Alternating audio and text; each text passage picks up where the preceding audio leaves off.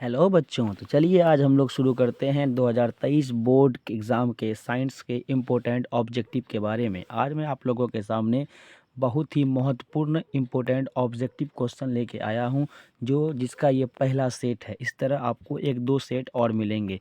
सबसे पहला क्वेश्चन है मेरे प्यारे बच्चों, एल्कोहल का अपवर्तनांक कितना होता है?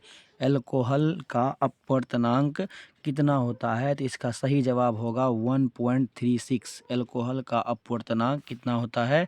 1.36। अगला क्वेश्चन है आपका 2 नंबर, नेत्र लेंस में समायोजन की क्रिया होती है, यानी ये क्रिया जो समायोजन की जो क्रिया होती है ये कहाँ होती है? इसका सही जवाब होगा सिलियरी पेशियों द्वारा। किसके द्वारा होता है?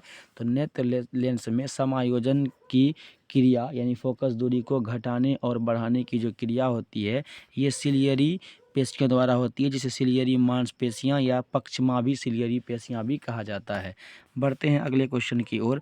तीसरा क्वेश्चन है आपका, किसी धारावाही परिनालिका के भीतर सभी बिंदुओं पर चुंबकीय क्षेत्र समान होती है। इसका सही, कोई भी धारावाही परिनालिका होगा। परिनालिका क्या होता है? एक लोहा का कोड जिसके चारों बगल से तार जो होता है, वायर जो होता है जिसमें करंट बहता है वो लिपटा हुआ रहता है। कुछ इस तरह का उसका फिगर होता है। इस तरह से इसमें तार क्या होता है? लिपटा हुआ रहता है, जिसे हम लोग परिनालिका कहते हैं। तो कहता है किसी धारावाही परिनालिका के भीतर सभी बिंदुओं पर चुंबकीय क्षेत्र जो होता है, मैग्नेटिक फील्ड जो होता है वो क्या होगा? समान होता है। मैग्नेटिक फील्ड समान होता है। इसका सही आंसर हो जाएगा ऑप्शन ए। बढ़ते हैं अगले क्वेश्चन की ओर। क्वेश्चन नंबर 4, स्पेक्ट्रम प्राप्त करने के लिए किसका उपयोग होता है? स्पेक्ट्रम प्राप्त करने के लिए प्रिज्म का उपयोग किया जाता है। स्पेक्ट्रम प्राप्त करने के लिए प्रिज्म का उपयोग किया जाता है। पांचवा क्वेश्चन है, लेंस में मुख्य फोकस की संख्या कितनी होती है? ये क्वेश्चन बार बार एग्जाम में पूछे जाते हैं। लेंस में मुख्य फोकस की संख्या 2 होती है। लेंस में मुख्य फोकस की संख्या 2 होती है। लेंस में मुख्य फोकस की संख्या 2 होती है। एक को हम लोग F1 और एक दूसरे को हम लोग F2 भी कहते हैं। F1 और F2 कहते हैं। लेंस में मुख्य फोकस की संख्या 2 होती है। अगला क्वेश्चन है जो बहुत ही आसान क्वेश्चन है, प्रकाश के अपवर्तन के कितने नियम हैं? तो प्रकाश के अपवर्तन के 2 नियम हैं। प्रकाश के अपवर्तन के 2 नियम हैं। प्रकाश के अपवर्तन का सब्जेक्टिव में भी क्वेश्चन आता है 2 नियम लिखने के लिए। बढ़ते हैं हम लोग अगले क्वेश्चन की ओर। क्वेश्चन नंबर 7, बिजली के फ्यूज का तार बना होता है। बिजली का जो फ्यूज होता है, जो फ्यूज वो तार किस चीज़ का बना होता है? तो इसका सही जवाब होगा तांबा और टीन दोनों का। तांबा और टीन दोनों का बिजली का फ्यूज का तार बना हुआ होता है। क्या प्रोटीन आवेशन प्रक्रम में भाग लेता है? क्या प्रोटीन आवेशन प्रक्रम में, प्रोटीन जो होता है वो आवेशन प्रक्रम में, चार्ज के प्रक्रम में भाग नहीं लेता है। इसका सही जवाब होगा ऑप्शन ए, नहीं। अगला क्वेश्चन है, निम्न में से किसका अर्थ जल है? Petro, turbo, nitro, hydro. तो इसका सही जवाब हो जाएगा हाइड्रो, क्योंकि H2O फार्मूला होता है इसका, H2O हाइड्रोजन ऑक्साइड। तो इसका सही जवाब क्या हो जाएगा? हाइड्रो। हाइड्रो को जल यानी पानी कहा जाता है। बढ़ते हैं क्वेश्चन नंबर 10 की ओर। ताप बढ़ने पर चालक का प्रतिरोध क्या होता है? अगर टेम्परेचर बढ़ेगा तो चालक का प्रतिरोध क्या होता है? बढ़ जाता है। ऑप्शन ए इसका सही जवाब। अगला क्वेश्चन, मंद प्रकाश में किसकी शिथिलता से पुतली पूर्ण रूप से फैल जाती है? पुतली पूर्ण रूप से फैल जाती है। तो इसका सही जवाब होगा परितारिका। परितारिका ऑप्शन बी। तालाब का जल कम गहरा दिखाई देने का कारण क्या होता है? तो ये प्रकाश का अपवर्तन इसका कारण है। प्रकाश के अपवर्तन के कारण तालाब का जल कम गहरा दिखाई देता है। बढ़ते हैं अगले क्वेश्चन की ओर। चुंबकीय क्षेत्र की तीव्रता का मात्रक है। चुंबकीय क्षेत्र की तीव्रता का मात्रक है। तो इसका सही जवाब हो जाएगा टेस्ला। सही जवाब हो जाएगा इसका टेस्ला। चुंबकीय क्षेत्र, मैग्नेटिक फील्ड की इंटेंसिटी का मात्रक टेस्ला होता है। बढ़ते हैं हम लोग अगले क्वेश्चन की ओर। दर्पण की चौड़ाई को क्या कहा जाता है? दर्पण की चौड़ाई को क्या कहा जाता है? तो दर्पण की चौड़ाई को सही जवाब होगा इसका मान और दिशा।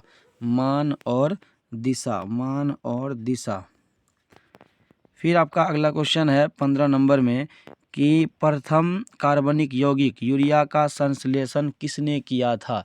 प्रथम कार्बनिक यौगिक यूरिया का संश्लेषण किसने किया था? इसका सही जवाब होगा बर्जीलियस ने। सही जवाब होगा इसका बर्जीलियस ने। अगला क्वेश्चन है, कैल्शियम कार्बाइड जल के साथ अभिक्रिया कर क्या देता है? कैल्शियम कार्बाइड जल के साथ अभिक्रिया करके एथाइन देता है। क्या देता है? एथाइन देता है।